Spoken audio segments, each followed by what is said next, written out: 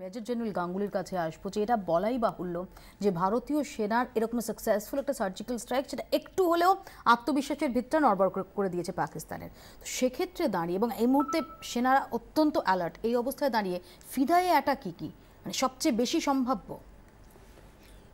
দেখুন, যদি পাকিস্তান অ্যাটাক করতে চায়, সিদ্ধান্ত করে নেয় যে আমরা আটটা পাল্টা আঘাত দেবই, তাহলে তারা ফিদাইন লাগাবে কি সাধারণ জিহাদিদের লাগাবে সেটা তারা চিন্তা করবে।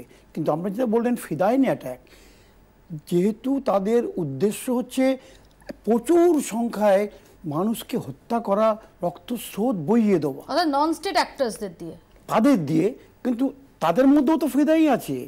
অতএব ফিদাই যদি ব্যবহার করে তাহলে কিন্তু এই যে ক্ষমতা, যেটা সন্ত্রাসের দ্বারা যে ক্ষতিটা হবে ভারতবর্ষের, সেটা অনেক বড় হবে।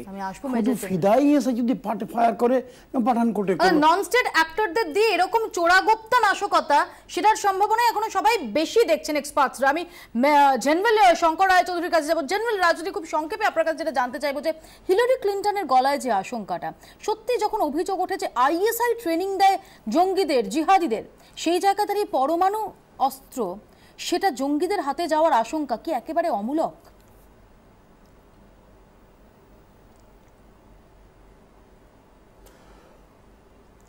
যতদূর এখন অবধি জানা যাচ্ছে, পাকিস্তান সরকার, কারণ দুনিয়ার নজর তার উপরে আছে, তারা চেষ্টা করছে তাদের যে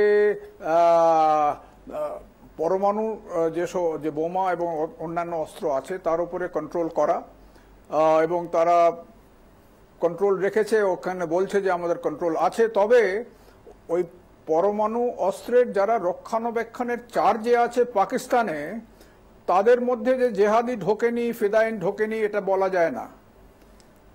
সুতরাং সেইটাই এখন সবচেয়ে বেশি আশঙ্কা। সেইটাই বোধহয় হিলারি ক্লিন্টন বলছেন যে যারা পাকিস্তানে পরমাণু অস্ত্র রক্ষার জন্য নিযুক্ত করা হয়েছে, যে স্পেশাল গার্ড নিযুক্ত করা হয়েছে, একটা পথ হচ্ছে এদের ভেতরে ফিদাইন ঢোকানো।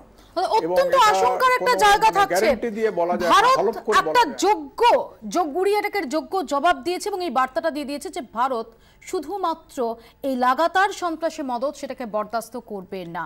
এই মুহূর্তে দু দেশের মধ্যে সম্পর্কে উত্তেজনা তুঙ্গে। আমরা কেউই চাই না যুদ্ধ বা রক্তপাত, আমরা চাই ডেফিনেটলি দুই প্রতিবেশীর মধ্যে শান্তি ফিরুক। কিন্তু দুটি পরমাণু শক্তিধর রাষ্ট্র, সত্যি সত্যি আশঙ্কার জায়গা কতটা থাকছে?